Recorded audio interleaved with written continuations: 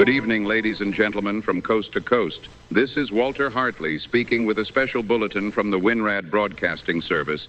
The war in the Middle East has entered its 14th day, its second full week.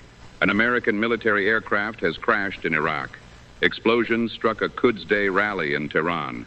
And the United States and Israel have now struck more than 15,000 targets inside Iran. We take you first to our Washington correspondent, Edward James Whitmore. Edward? Thank you, Walter. Good evening, America. 4 American service members are confirmed dead tonight after a United States refueling aircraft went down over western Iraq.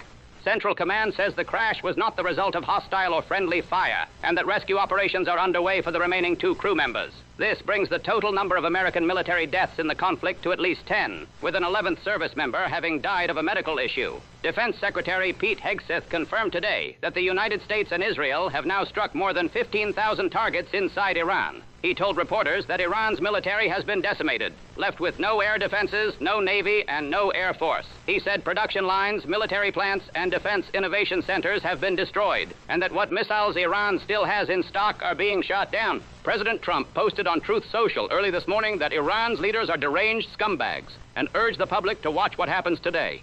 He wrote that Iran has been killing innocent people for 47 years, and that he, as the 47th president, is now killing them, adding, "What a great honor it is to do so." The president also said Iran's national soccer team is welcome to attend the World Cup in the United States this summer, but that he does not believe it is appropriate for their own safety. Meanwhile, the United States announced it is easing sanctions on Russian oil stranded at sea in a bid to stabilize energy markets. France has reported its first military casualty of the conflict, a soldier killed in the Erbil region of Iraq. And a man suspected of launching a car-ramming attack on a synagogue in the Detroit area lost several family members in an Israeli airstrike in Lebanon last week, according to local officials. Political pressure is mounting in Washington. Lawmakers are demanding public hearings on the war's goals. Podcast host Joe Rogan told his audience this week that the war seems insane based on what the president campaigned on, and that many people feel betrayed. A Quinnipiac poll finds 53% of voters oppose the military action, including 60% of independents. Back to you, Walter. Thank you, Edward. We go now to our foreign affairs correspondent, Theodore Charles Bennett. Theodore? Thank you, Walter. Tens of thousands of Iranians marched through Tehran today for the annual Quds Day rally, one of the largest public gatherings since Mojtaba Khamenei became supreme leader.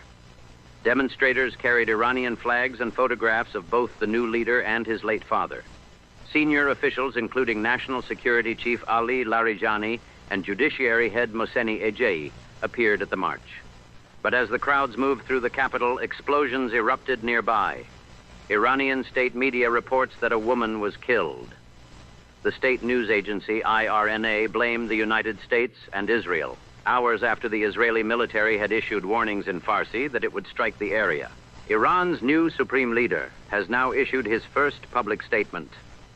In remarks read by another person and broadcast on state television with his photograph on screen, Mojtaba Khamenei declared that the Strait of Hormuz will remain closed and that attacks on bases hosting American forces will continue unless those bases are shut down. He has still not appeared in person. The United Nations Refugee Agency reports that 3.2 million people have been displaced inside Iran since the war began, a figure it says is likely to continue rising. Iran's internet blackout has now entered its second full week. Theodore, what is the situation across the region tonight? Walter, the war continues to spread.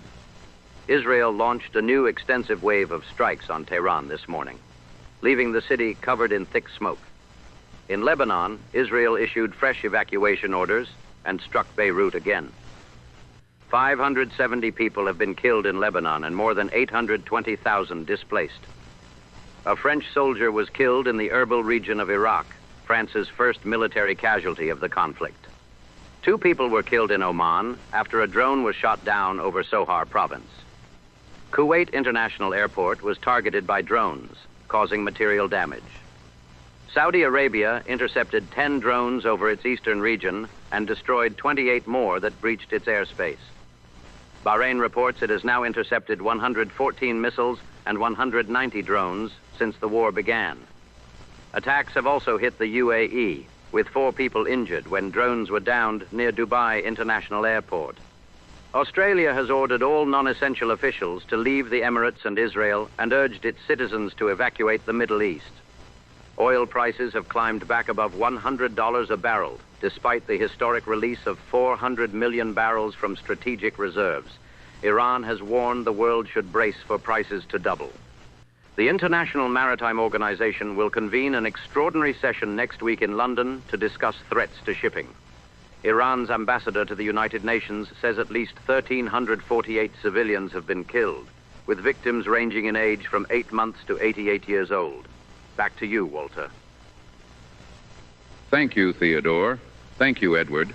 Ladies and gentlemen, 14 days, 2 full weeks, 15,000 targets struck, 3.2 million Iranians displaced, a woman killed at a peace rally, an American plane down in Iraq, 10 American soldiers dead, oil above $100, and the President of the United States calls it a great honor to kill Iran's leaders, while more than half of Americans say they oppose this war. We shall continue to bring you developments as they occur. This has been a special bulletin from the Winrad Broadcasting Service. I am Walter Hartley. Stay close to your radio.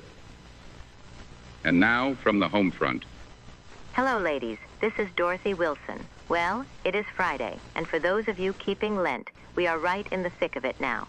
And I know with the prices being what they are, finding something meatless that fills the family up and does not empty the pocketbook is no small task. So tonight, I have got my mother's macaroni and cheese for you. Not the kind from a box. The real kind. The kind that comes out of the oven golden and bubbling and makes the whole house smell like a hug. You will need 2 cups of elbow macaroni, cooked and drained, 2 tablespoons of butter, 2 tablespoons of flour, 2 cups of milk, about 2 cups of sharp cheddar cheese, grated, salt, pepper, and if you have it, just a pinch of dry mustard powder. That is the secret, ladies, just a pinch. Now, melt your butter in a saucepan over medium heat.